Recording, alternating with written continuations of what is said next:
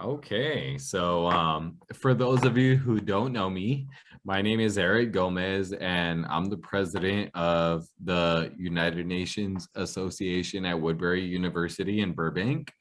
I'm also accompanied by my vice president, Maria Galina, and she's also running for enlighten us a little bit, Maria.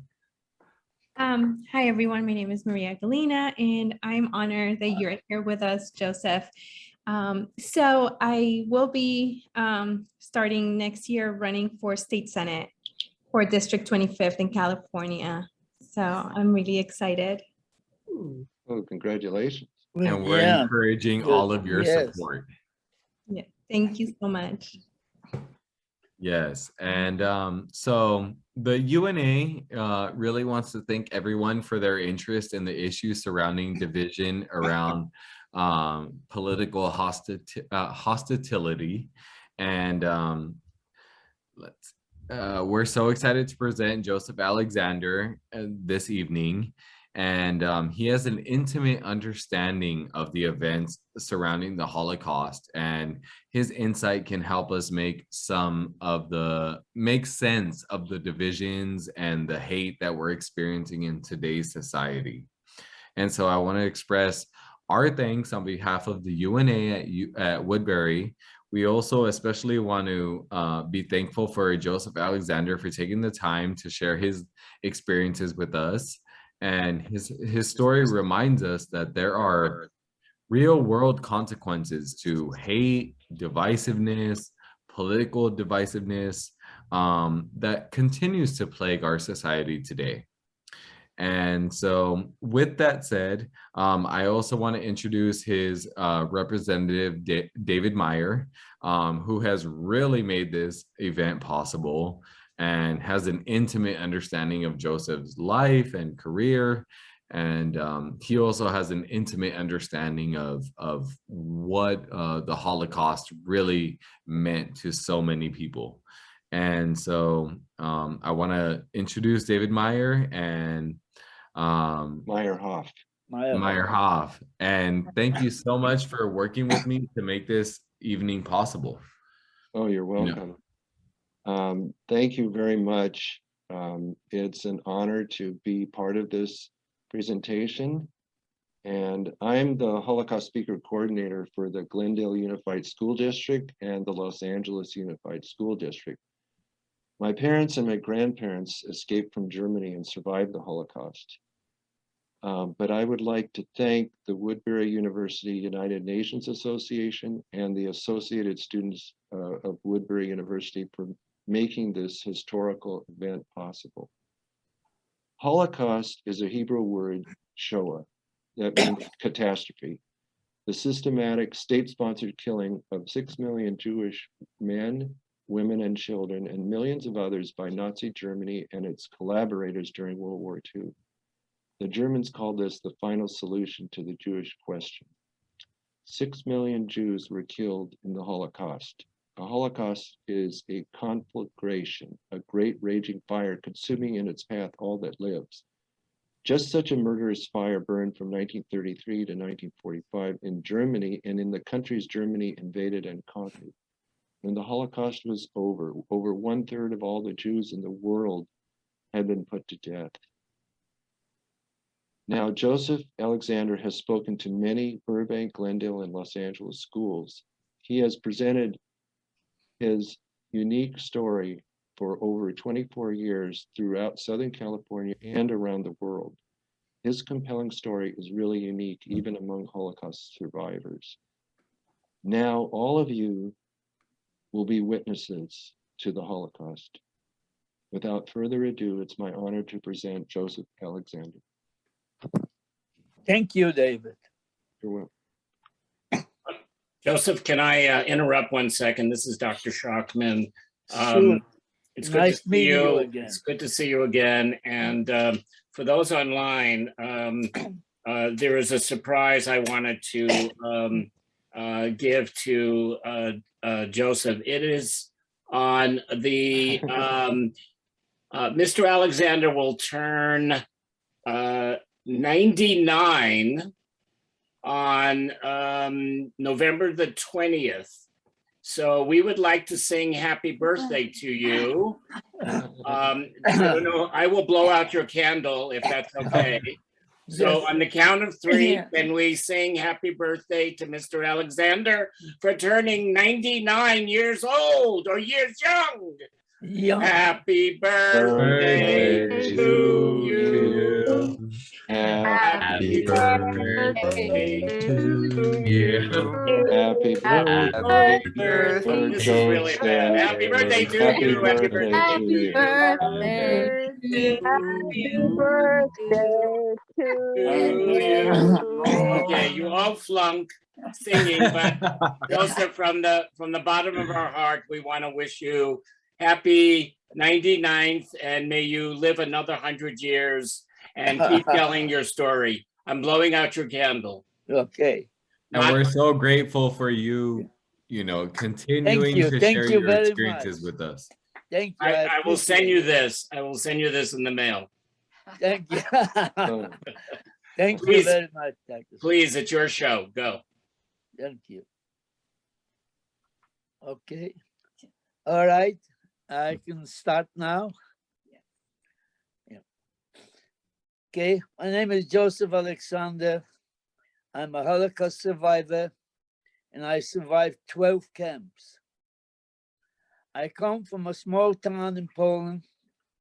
My father was in business, and I had a nice family.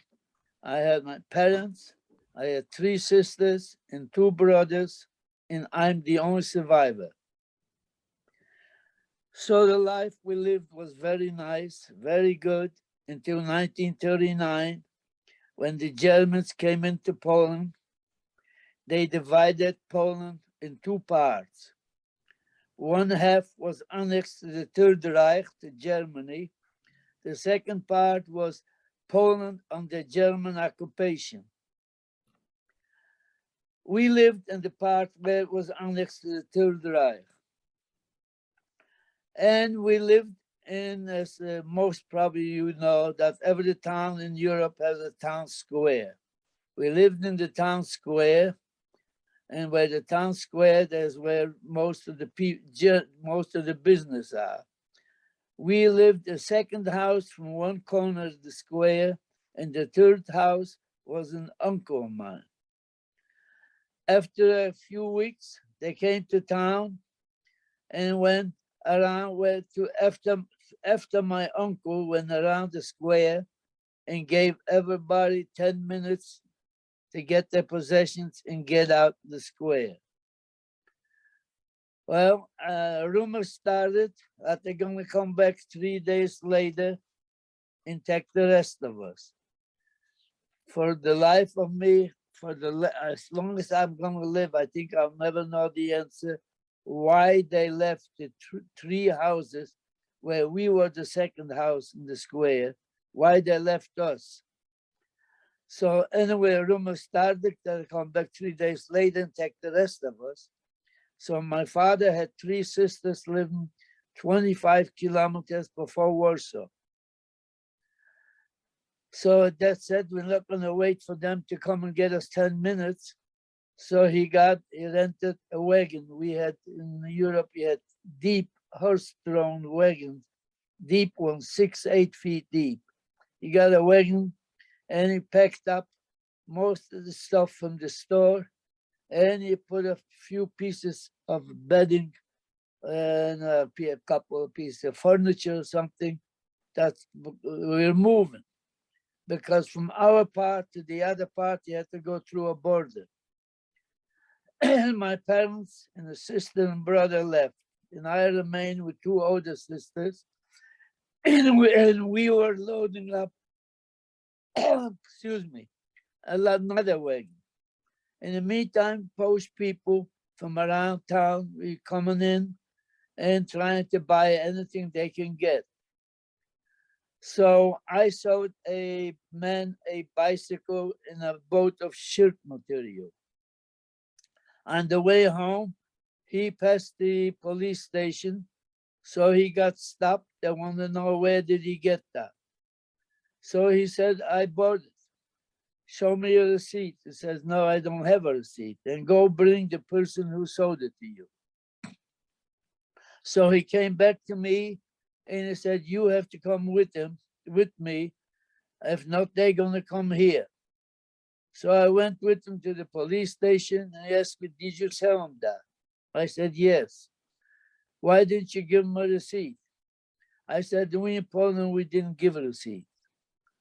So he took that boat material, smacked the guy and let him go and let me go. And I went back and my sisters were waiting for me. We had another wagon loaded up and we left. We left and we come to a little town named Bologna, about 25 kilometers before Warsaw. And their life was still going on almost normal. Everybody was still in business. And so, but everybody had to go to work. So being there for a couple weeks, that's when I went to my first camp. That was in 1939, in October 1939. And I worked in building a canal. The work we were doing is staying in water, in big digging, up to water up to the knee without boots. And actually we worked there for 5 days. On the weekend, you could go home. So the time it was October, November, and that was already in Europe, that's the winter time. So after a few weeks, I got blood poisoning on my arms, on my legs. So one weekend I went home and I said, I'm not coming back. So Monday morning, the police came to look for me. And my dad said, no, he's not here. He's supposed to be in the camp. So they went away and I stayed away from home for a few weeks. And that was a time where, if you heard about the Warsaw Ghetto, they started to build the walls where the Warsaw Ghetto was going to be.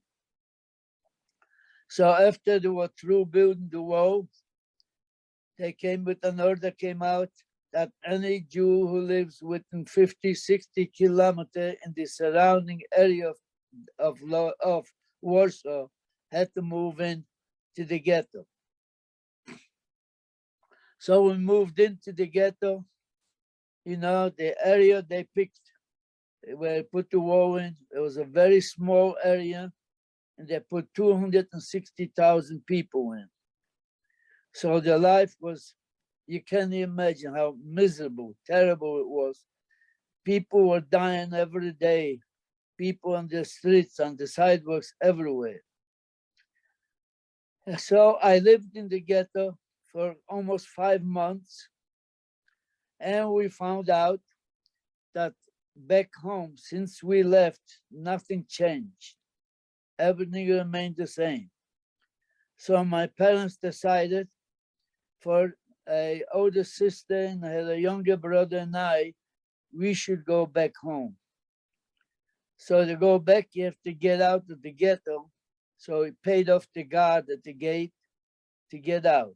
So we got out and we decided, my sister and brother take one street and I'll take another street. And we walk through town and meet on the outskirts of town. I walked for about 3 blocks and a Polish teenager comes over and said, give me some money or I'm going to report you. So I figured, okay, I give him some money. So now get him lost. And I kept walking. And he got on the streetcar, rode the streetcar for a few blocks, and he comes over again, give me some more money. So this time I gave him some more money, and I changed the street and I lost him. And I walked to the outskirts of town and I met my sister and brother and we went home. So like I said, we came back, it's the same thing since we left, it's all the same. But it lasted for me 3 days. After being free for 3 days there, they came out with an order, all the Jewish men from 16 to 60 report to the schoolhouse. So it was 3 days free, and I wanted to report to the schoolhouse, and I was taken away and was going to the camps. So the first camp I went to there, they were building a dam. Building a dam is we cut down hills, and we had little electric cars. You fill them up, and they take them to another place and dump it. So the work we were doing was very hard work because we had to use picks to loosen up the ground. And the food you were getting was a piece of bread like this in the morning and a cup of coffee, and you went to work. You came back from work, you got a soup. And most of the time was the peels from the potatoes or spinach. From this food, doing the kind of work you were doing, you couldn't survive. The only way you could survive is we worked with civilians. Is to organize just a little extra food. So that's the only way you could survive. So, and the camp I was actually around a city named Poznan. And there were a lot of camps in the city and around the city. So people were dying every day. So they closed the camps. They combined in 2, 3 camps into one. Same thing happened at the other camps. So I kept moving. So the next camp I was a camp in the city, and we were laying cobblestones on the streets. Then I was working, building a sewer. The last camp there in the city we were building an airport. I was in railroad tracks. And after being in 7 camps, a train arrived, and it wasn't a passenger train, the cattle car train. And we got on the train, about 40, 50 people into one boxcar, and they closed the doors, and no food, no water. The destination we were going takes maybe 5, 6 hours. We were riding around for 3 days like that, with nothing, no food, no water, nothing. So finally, after 3 days, we arrived in Auschwitz. We knew about going to Auschwitz. It was bad enough. But we arrived in Auschwitz, and the train, there's a little town named Auschwitz, and that's where the train stopped. Later on, they built the trains to go straight into the camp. So the train stopped downtown Auschwitz, and they opened the doors. 30 to 40% of the people were dead on the train already. Whoever could walk, you walked out. He was lined up in rows of 5, and you met Dr. Joseph Mengele. He was called the Doctor of Death. He selected people for human experiments or to the gas chambers. So we met Dr. Mengele. He said there's 6 kilometers to walk to the camp. He said he's going to select people to go to the left, and those people on the left are going to be taken on trucks. And he picked me out. So I took out old people, sick people, young people, picked me out to go to the left. If I would come from home, I wouldn't know the difference. But I was already in 7 camps, and every camp I was trying to go to work, trying to get in with the biggest, strongest man. And here, picks me, go to the left, and I look around, old people, sick people, young kids. I said, this is not the kind of people I like to be with. My luck was, it was after midnight. If it would have been daytime, I don't know if I could have done it. When Dr. Mengele moved further down, I ran back to the other side. And if I didn't run back to the other side, I wouldn't be here talking to you, because the people on the trucks who were taken, we found out next morning, went straight to the gas chamber. So, and I ran back to the other side and we walked to the camp, to Auschwitz. So we came to Auschwitz, I got a shower, and I came out of the shower. I got a tattoo, if you can, if you can see it here. I got tattoo number 142584. From that moment on, that was your name. You had no name anymore. You got a tattoo, and then there's Auschwitz II, which is called Birkenau. So I walked to Birkenau, it's about 3 kilometers. And I lived in Birkenau for a while, and I saw Dr. Mengele 2 more times in Birkenau, but it was daytime and I was far away where he was. But let me tell you something, the life in Birkenau, it was so bad that people were running to the electric fence to get electrocuted. I saw people being beaten to death. It was very, very bad. So I lived there for a while, and then they came out and they asked for tailors. My grandfather, my father, we were all tailors. So I report, and they come right on the line in front of me and said, we have enough, you go back. We don't need any more. So I'm still back in the camp. I was trying to get out from there. I'm still back. Then that was the time in 1943, April 43, there was a big uprising in the Warsaw Ghetto. The Warsaw Ghetto uprising, and they were fighting for a long time there. So after this, they said, now we need a big transport, but we don't want to take any people from Poland. We only want people from Hungary, Greece, Italy. Then on the end, they were short about 300 people. They said, now we will take some people from Poland. So I report, and I'm going back to the Warsaw Ghetto for the second time. So we came back, the same thing, 3 days riding, going back. So we came back to the Warsaw Ghetto second time for me, and there was nothing left, no buildings. All the buildings were burned out. It was just remaining walls. And there was no camp. And so they gave us some prefab to put together some barracks. So in the meantime, until we got all this done, wearing a shirt I was wearing, there was no shirt left. They were just shreds. They were eaten up from lice. So until we built the camp on Sunday, you got a shower and you got some fresh clothes.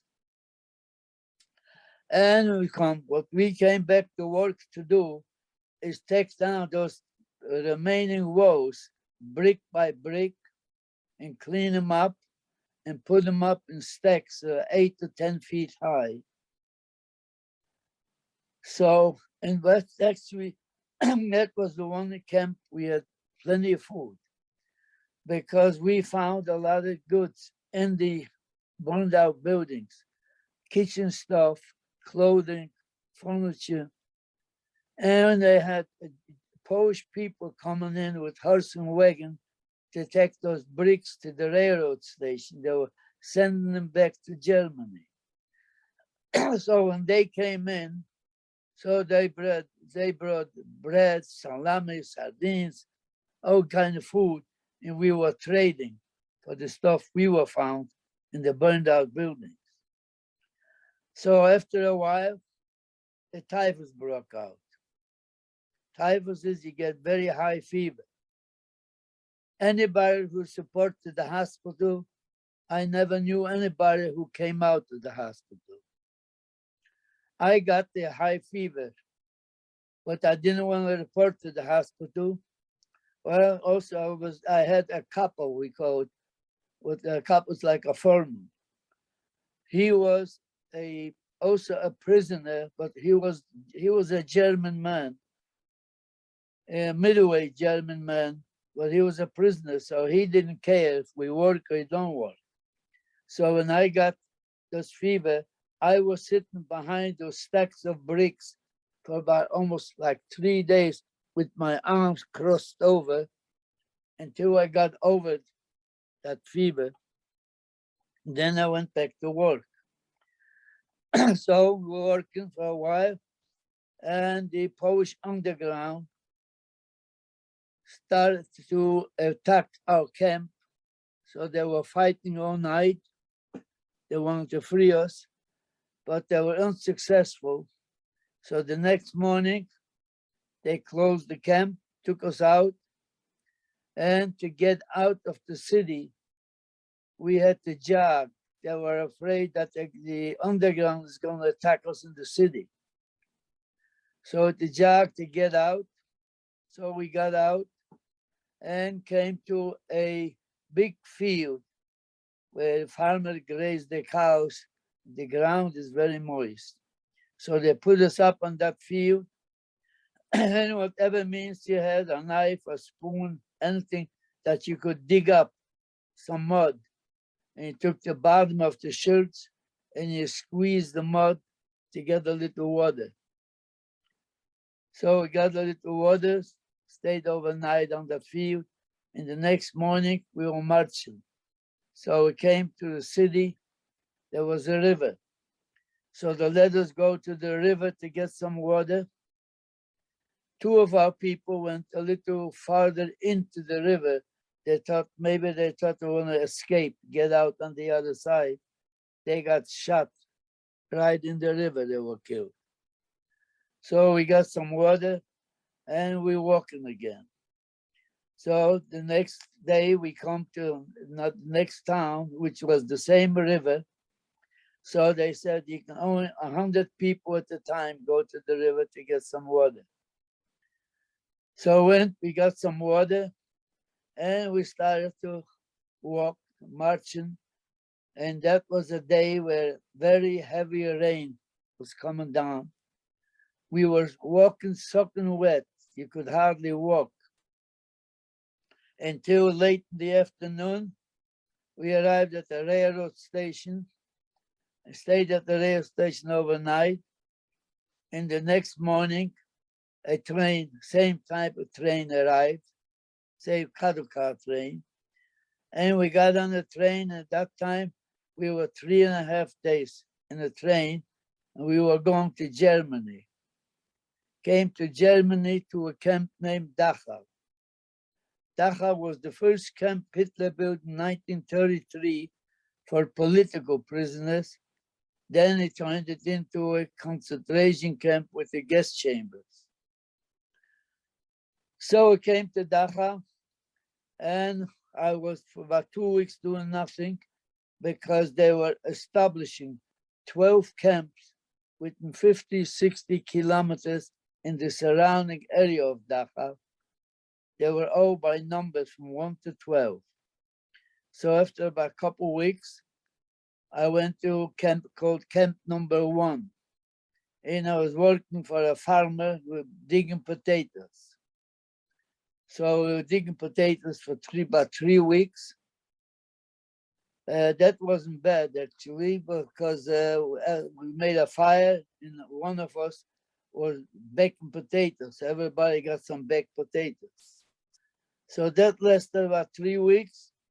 And I was sent to another camp about 50 kilometers from Dachau to a city of Landsberg am Lech, and to a camp number 7. That was a small camp, about 150 people. But this camp was the only camp I was where women were in the same camp, but they were blocked off by wire fence, 1/4 of the camp.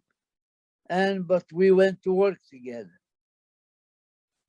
So we came today at the camp number 7. We were a small group of people we were in the camps already over 4 years. So we had the privilege of getting the better jobs in the camp. So friends of mine worked in the kitchen. Some friends were the police in the camp. And I got a group of 10 people, were 5 girls and 5 boys. And we worked right outside the gate in the kitchen for the German guards. And there were 2 German men in charge of the kitchen, but they were nice. They weren't the regular army. They were very nice to me. They were very good, because every day after work, I was going back to the camp. I took some food for my friends. And then every day we had soup left over. We had big milk cans. I put one of the milk cans, put it in the morning. When the people were going to work, I stopped them and gave them some food. A couple of times, the officer in charge of the guard complained, my people are holding up people going to work. So they used to tell me, don't worry, let them talk, do what you're doing. And that lasted for quite a while until actually April 28, 1945. All the 12 camps had to go back to Dachau. So I went back to Dachau, stayed overnight, and then we went what they called a dead march. They're supposed to take us in to the mountains. There's a Garmisch-Partenkirchen, is a ski resort in Germany, in the mountains. So they're supposed to take us there and kill us there. But we were walking for about 2 days. We knew we were not going to be walking too far, because we could hear the fighting. We knew the American troops were not far behind us. So then after about 2 days, we crossed the little bridge, and the little bridge was blown up. So our group was divided in 2.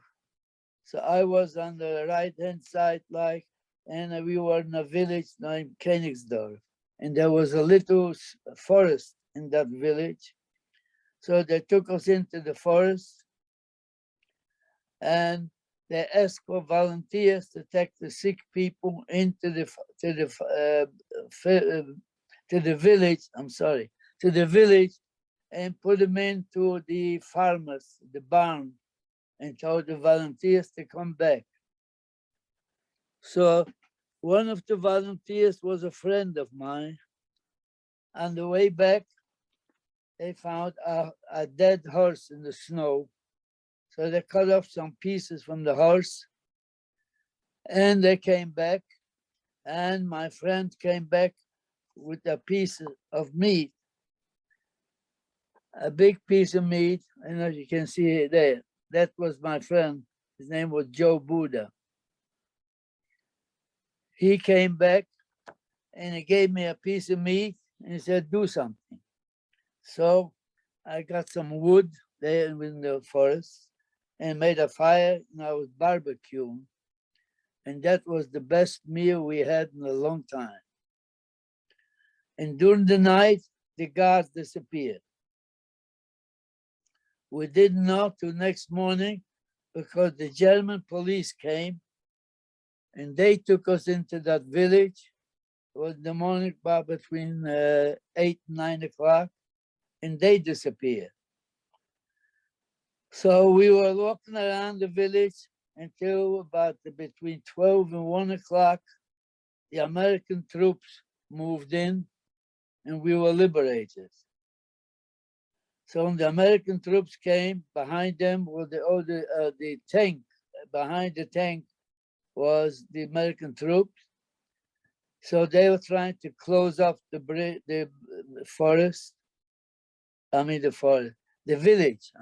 They're trying to close the village, not to let anybody else. But we were a group of 9 of us. We were in the camps over 5 years. We didn't want to get blocked in again. So we tried to get through, And we started to walk. We walked for about 1 or 2 kilometers, was a bakery. So we got into the bakery and everybody got a bread. You had a bread, you were okay. We started to walk to see where the next town is. We come to a town named Bartels, and we see 3 American soldiers. They were Czechoslovakian descent, and they were so drunk they couldn't walk. They were holding on to each other. And they saw us, I guess the clothes we were wearing. So they asked, "Are you Polish?" Said, "Yes." So I said, "Come on." And they took us into an underground bunker where you couldn't see the end of it. There was so much stuff in there. So the first thing, we changed clothes, and everybody took a backpack and put some food in. And then there was a big row of bicycles chained up. So they broke the chain, the American, and everybody got a bicycle. So now we have to find a place to stay because when the American troops came into the village and they liberated after the tank, they brought all the people to that city. There used to be a German Air Force base, and they made a DP camp, a displaced person camp. So, but we didn't want to go to the camp, so we got the bicycle trying to get out of the street. It was after 6 o'clock. 6 o'clock was curfew, so you couldn't get out. So we hopped over some fences, about 3 or 4 fences, and we came to a German inn, but it was taken over by the American troops. And in the back of the inn was an empty house, so we moved into that house. And we lived in the house for about 10 days. And then there came out an order, anybody who lives outside of the camp has to move into the camp. So we moved into the camp and we were taken back to Munich, which Munich is the capital of Bavaria. Take us back there, there was a DP camp there. So you could live in the camp or you can go any place you want, you were free. So I lived in the camp there in Munich about 3 days, and a few other friends of mine, we decided to go back to the city of Landsberg, where camp number 7 was. And Landsberg was one of the largest DP camps in Germany. There were a lot of DP camps. So Landsberg was one of the largest ones. So I went back to Landsberg, went to the camp and registered, and they gave us a room, and I stayed overnight because I didn't want to live in the camp. The reason we went to register at the camp, so we went actually to all the camps, we went to register in case any of your family survived. So everybody went to the camps to look up the list who survived. So, but the next day I moved out to a farm and I lived in a farmhouse. And I lived in the farmhouse for about 6 weeks. And I decided to go back home to Poland, to my house to see if anybody from my family survived. Because when I left the Warsaw Ghetto, I left my parents, 2 sisters and 1 brother. That's the last time I saw him. And when I came back home when I got out of the ghetto with a sister and brother. After a few weeks, I went to the camps and they went to another ghetto, to Lodz ghetto. So the only thing I know, I got one letter from my sister from the Lodz ghetto that they took my little brother. He was 12 years old. And at that time, they gassed people on trucks. They didn't have the gas chambers yet. So they're running trucks on wood and putting the fumes inside the truck. And he was taken to a camp named Chelmno. That's the only thing I know what happened to him The rest of the family, my sister, the rest of the family are left in Warsaw. I don't know what happened to them. So that when I went, so then I went back to home to find out if anybody survived. So I came to the house, and there were some survivors who were living on the second floor of my house. On the first floor were Polish people. They said nobody, my immediate family, but one cousin of mine survived.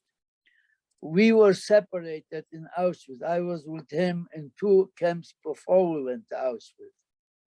And then when Dr. Mengele told me to go to the left, I was separated from him, and he was with 2 of his father's brothers, which I was with them in all the camps in around Poznan. So that's when I separated. He survived, but he's in a different town. And at that time, it was very bad for the survivors who came back to Poland, because Polish people were killing a lot of survivors. In one town came Kielce. They killed 42 survivors, because when they took the Jews out, then the Polish people, they moved into the homes. And now the survivors are coming back that didn't want to give up the house. So they were killing a lot of survivors. So actually the Polish people lived in my house, asked me if I'm going to stay, they'll move out. So I told them, no, don't bother, I'm not going to stay. So I just went and get my cousin where he was in the other town, and we were going back to Germany. Because that time in Germany was the safest place you could be. So I went back to Germany, and we lived in Germany for 4 more years, because you couldn't go any place. You didn't have a passport. So we had to wait until somebody opens up. So after 4 years, Canada said they're going to take some people in. So we went and registered, and it took a long time. I didn't hear anything from them. So, and after a while, didn't hear anything from Canada. So then a friend of mine lived in the next village. He came and said, Joe, you can go to Munich and you can register, go to America now. So we went and registered to go to America, and it was a very short time. I think it was only about 2 weeks. I had a notice to go to see the American doctor to check you out. And then I got a notice to go to get checked out by the FBI. And then that was in a very short time. Then I got a note to go to Bremerhaven, which is the port in Germany where the boats are, to go to Bremerhaven to get a boat to come to America. So I went to Bremerhaven and got on a boat, and we came across. It took us 10 days to get across. And tell you, getting across, it was rough. It was the ocean was very rough. People were getting sick. They were saying they wish they were dead. They were so sick. But I worked all the time. I worked in the kitchen. Actually, I was running the dishwasher. And I worked all through the 10 days until we arrived in New York. We came to New York, got off the boat and came, and we went, everybody had to have a sponsor. Either you have some relatives here or a organization had to sponsor you. I didn't have any relatives here, so I was sponsored by a Jewish organization named Joint. So my contract was Harrisburg, Pennsylvania. So I was sent to Harrisburg, and I worked in Harrisburg as a tailor for a man who had a cleaning store and a tuxedo rentals. To a man, a father couldn't be better to you. He was so good to me, very good. Because any place we went to New York to buy stuff, I went with him everywhere. Weekends we had picnics and everything. It was very good. But then I was there for 6 months because when the cousin of mine who survived, he had an uncle here in Santa Monica. So I came in May and he came in October. Came to Santa Monica and I told the uncle that I was in Pennsylvania and we were the only two survivors from both of our families. So the uncle called me a few times. I should come here so we can be together. So I arrived in here in California in 1950. So 1950, January 1950, I arrived in California and here I am. So now, David, are you going to do something now?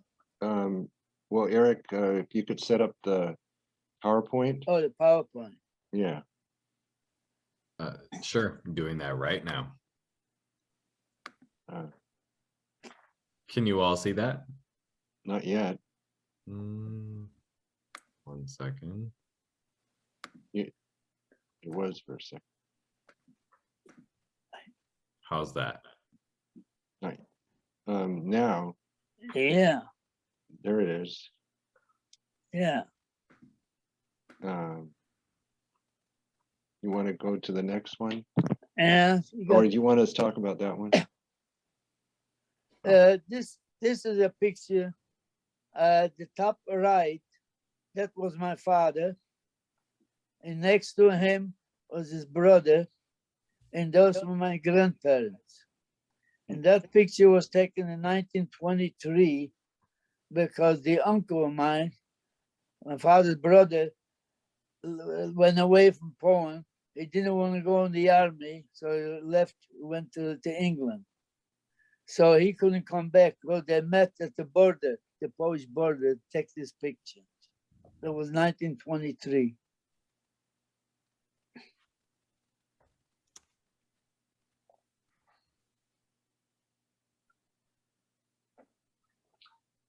This is my sister. That was my older sister. That's the only picture I have of my sister, and this is my father.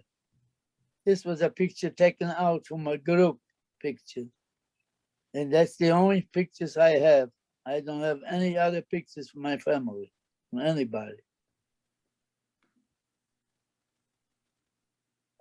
This is the picture, as I showed you before. That was my friend Joe Buddha was there on the top here. And me, I was in the middle. And the other one is, that's the cousin of mine who survived. His name was Mark Alexander. We had the same last name. And this picture was taken in a farmhouse. I lived on the second floor at this farmhouse.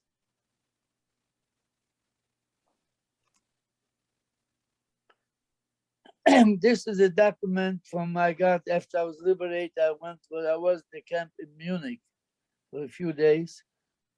And there it shows on this here that I was in the camp from 1939 till May 2nd, 1945.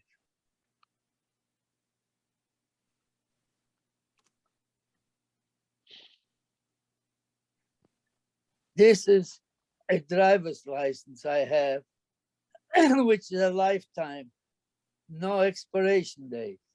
That's a driver's license from Germany. They say there's no expiration date.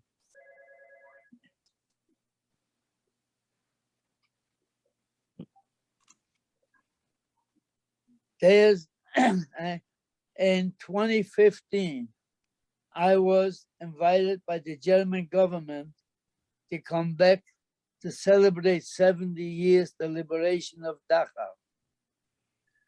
And that's when I met, this is the Chancellor of Germany, Angela Merkel. I spoke to her in Dachau in 2015.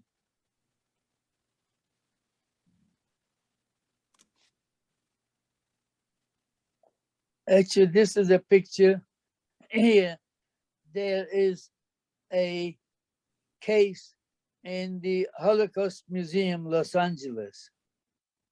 And at the museum, these are my original documents, the other documents I have. As also there shows other documents, like the liberation, I don't know if you have it there, the liberation from Dachau is one. And then I have one. This is the one from Auschwitz, and it even shows my number on it. And these, the original, are in a display at the museum there. Yeah. Well, this is my number here, the tattoo.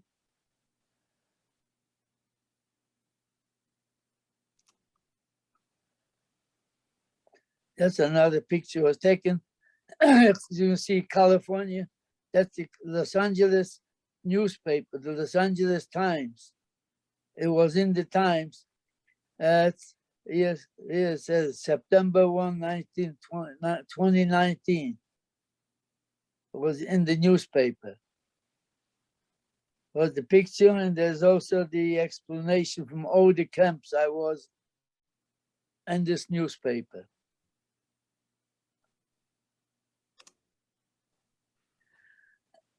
This is a picture, this is how we live.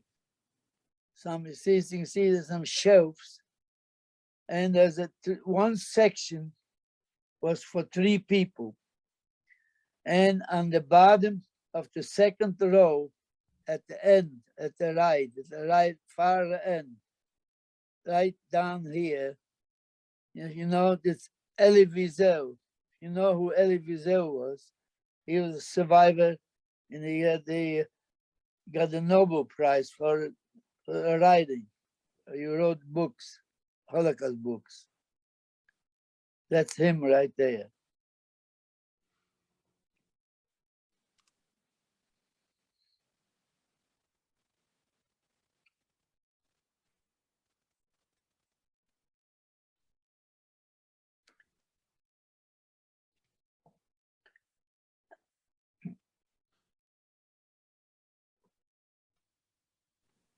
Well, we want to thank you, Joseph, for sharing your experiences with us and enlightening us to, you know, the consequences of division and of, you know, understanding hate in our political climate. And your experiences shed a lot of light on you know, what we're experiencing today in a contemporary, you know, global climate.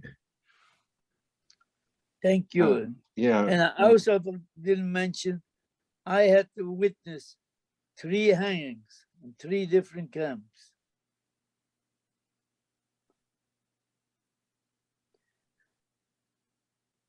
And Yeah. you know, we lost 6 million Jews who were murdered by the Nazis. They weren't murdered, they weren't killed because they were criminals or they did something wrong, only because they were Jews. And 1.5 million children.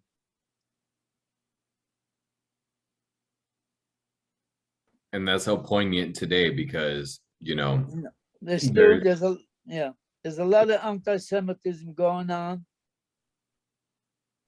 And when I talk to the kids at the schools, so I tell them, you know, don't listen what they tell you because they're crazy, I say.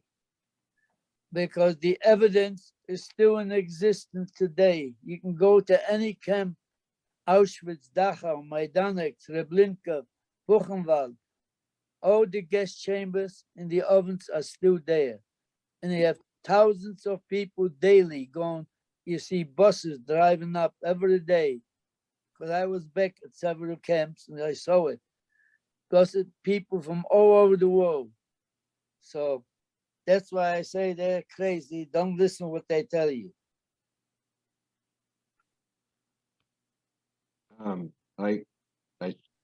Can you hear me? I can. Yeah, I I might have, can hear. but I'm not sure if I lost my video or not.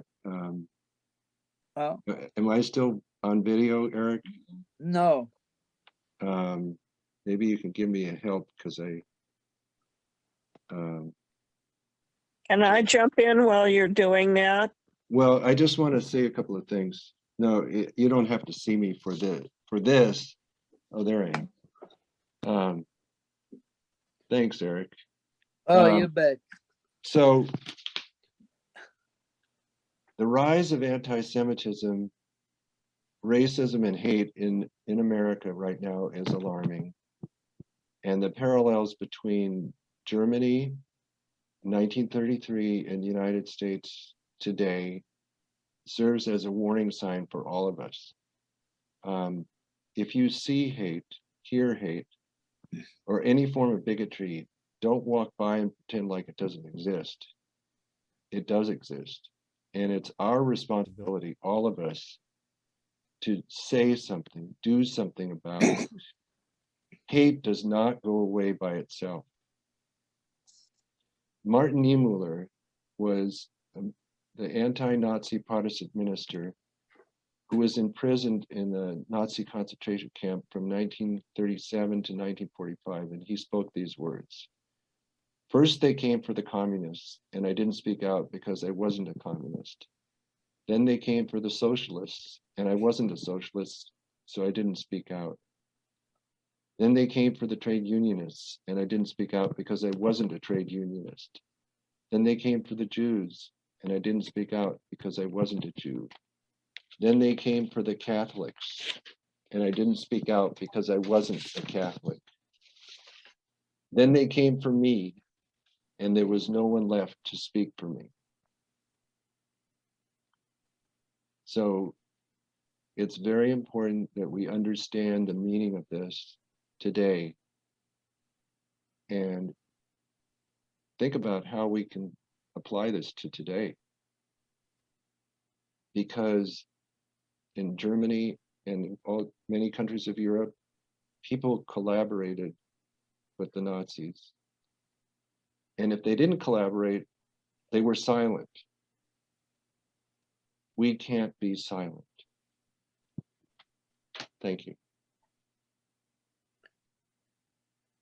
What I wanted to say, if I may, Sure. David, is that Joseph, having you and other survivors alive and speaking to our students and to anyone and everyone who will listen and should listen is so important, because you are a living reminder of what can happen and what will happen if we don't take the time to listen and learn and remind each other always that hate has no home here.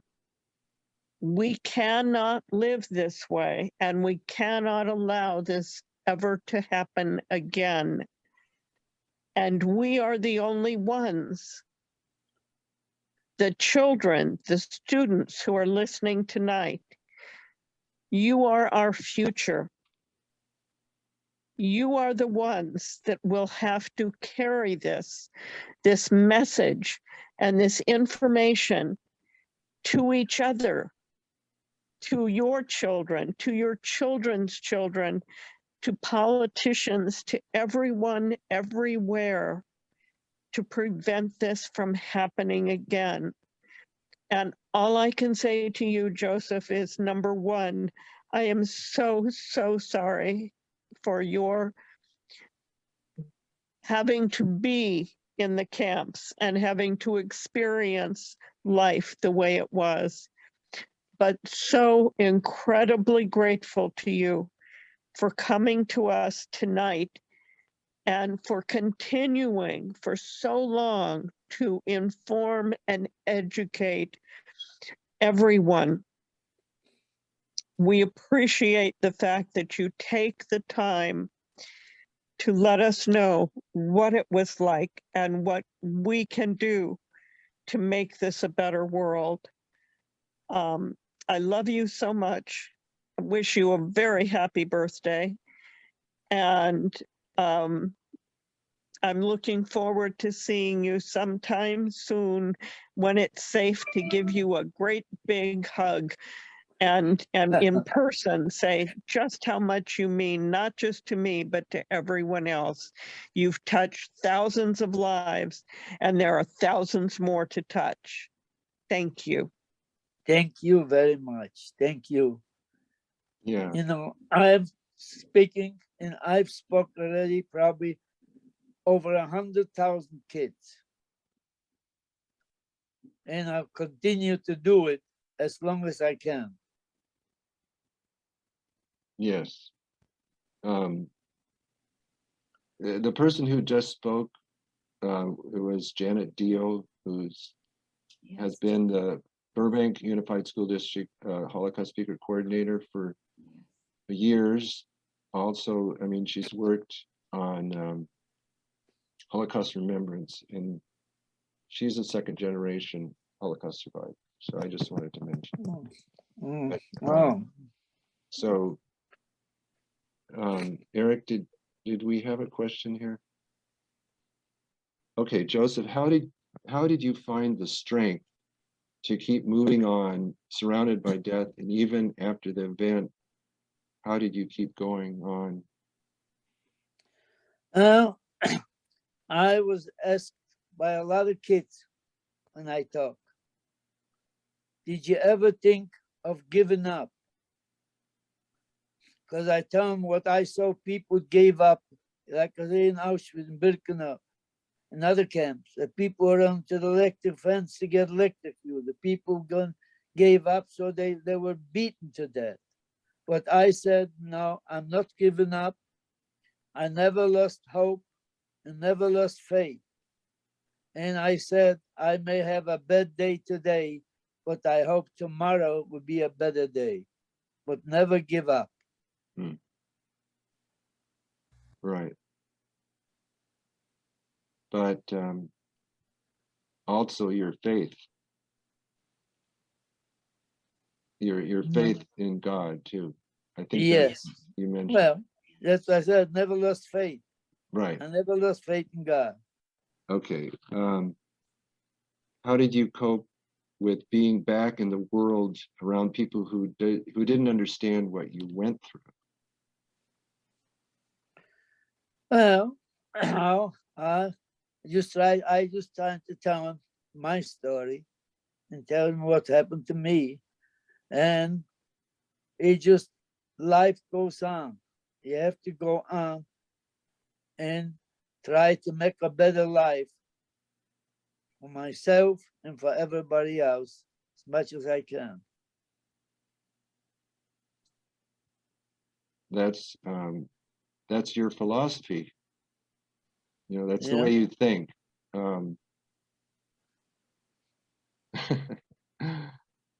From Dr. Shockman, here's a question, Joseph. Yeah. What do you wish for your 99th birthday? I wish to make 100. Yeah, That's all. that's a great wish. That's the only wish I have right now. You know, Joseph, do you remember when I called you on your last birthday when you turned 98? Yes. And you told me, hey, David, I got this really great gift. And I said, well, what was it? I passed my driving test. Yeah, that's right. I got my driver's license. Yeah, 98. That was a great gift. Yes. Here's a message from Saif Alyssa to everyone. Thank you for sharing your story. May God bless you and happy birthday. Thank you. Thank you all. And if you go to youtube.com and search for Helen Flax, F-L-A-X, who's Joseph's daughter, and you look for a playlist called Joseph Alexander Videos, there are a number of videos of Joseph's speaking engagements and Joseph's interview with Steven Spielberg's Show Foundation. That was done when they were filming Schindler's List in 1994. So 94. yeah. Janet Deal asks, have you been back to see the camps since, and have you been in touch with other survivors? Yes, I've been, actually, matter of fact, we have every Friday between 4 and 5 o'clock, there's a group of I think about 10 or 12 of survivors. Yeah. We get together on Zoom and talk about things going on during the week, whatever happens. And many So- of them are speakers, Yes, or all of them, I think they all. most of them. Yeah. So I just want to, I work with 10 Holocaust survivors who are speakers in the Glendale Unified and the Los Angeles Unified School District. So Joseph is really our main speaker. And in January, he's going to be, will speak to all the high schools in Glendale Unified, Yeah, and all the middle schools too, on different days in the, about the third week of January. It's the week of January 27th, which is, 20, yeah, the International Holocaust Remembrance Day is January 27th. 27. It's the day that Auschwitz was liberated, that Joseph experienced, you know, when the Americans liberated Auschwitz. So that's a very important day, and I'm really glad that Glendale picked that week, Glendale Unified. So 5 high schools and 5 middle schools will get the privilege and honor of hearing Joseph. I believe, I think I have, was it 25, 26, 27, and 28 of January.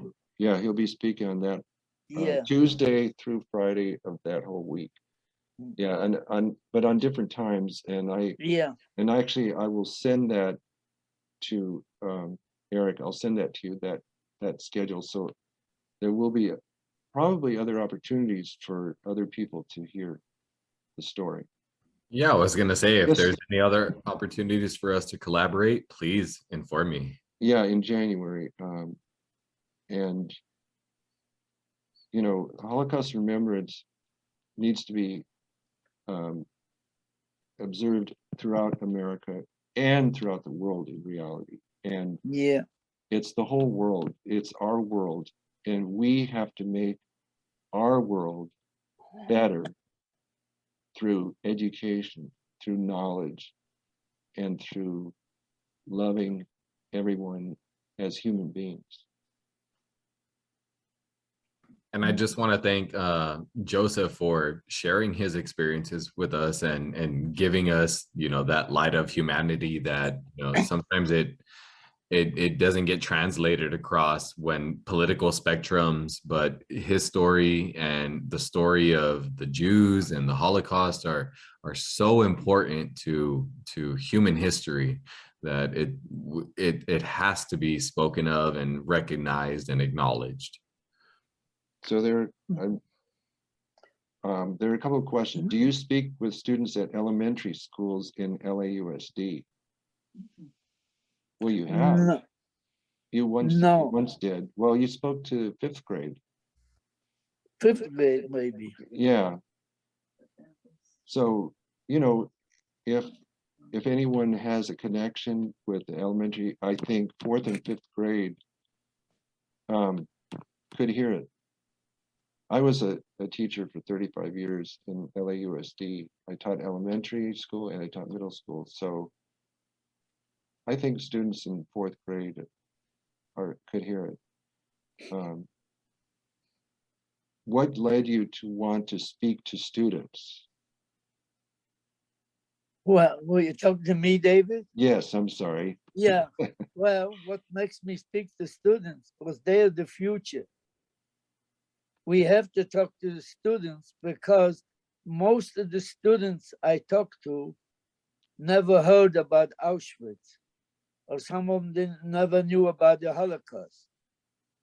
So this is why we have to speak to the students to let them know what happened. That's very important. Here's a thank you for taking your time out of your day to come to share with us.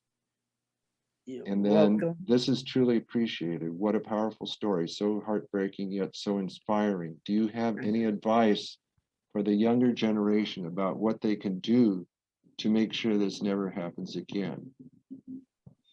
Well, like I said before, the advice I have, not to listen to the Holocaust deniers. If they hear anybody, just don't listen to them.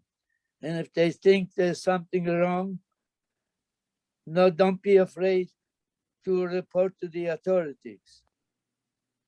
So that's the only way we can educate the young people and let them know the truth, not to listen to those deniers. And this is not just in this country. No, We're talking about the world, really. Like in Europe, and the rise of anti-Semitism and hate is not just in America. It's in No, Europe and other countries, and that's why when our survivors, and especially with Joseph, that their words need to reach as many people as possible. So I'd be honored to get in touch with any of you who have connections to schools or other forums. We would love to set it up. So, Eric, do you want to give your email so people can be in touch? Because there's a question about if you wanted to reach out to you to speak with a 4th grade class, how would we do that? Yeah, so I think it would be helpful. You can email me at eric, eric.gomez@woodbury.edu. Is there And any way to put that on the screen? yeah, I can put that in the chat, and In the chat, yeah. feel free to, email me if you have any questions or you want to get in touch with Joseph or David, and advance this conversation.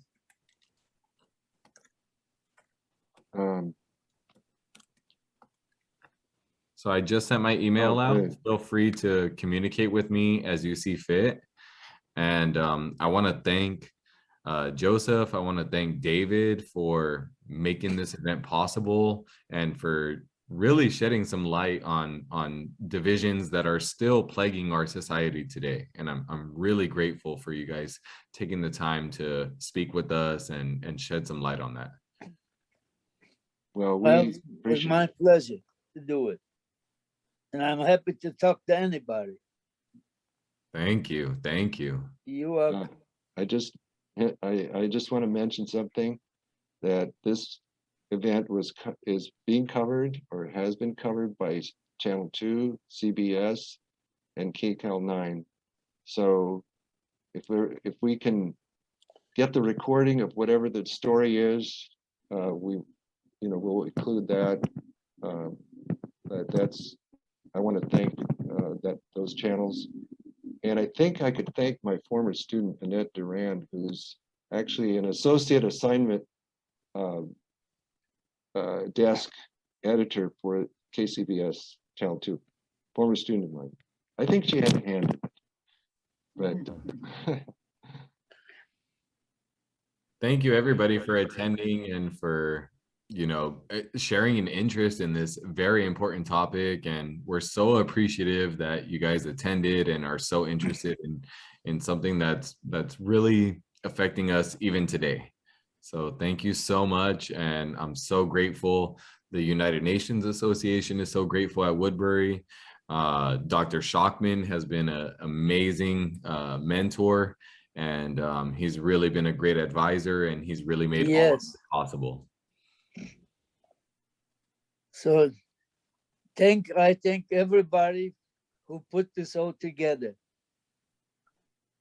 And thank you. Thank I you. appreciate you giving me the opportunity to do it. So thank you all very much. We're very grateful that you were willing to share your time with us. Thank you. Yeah. Thank you.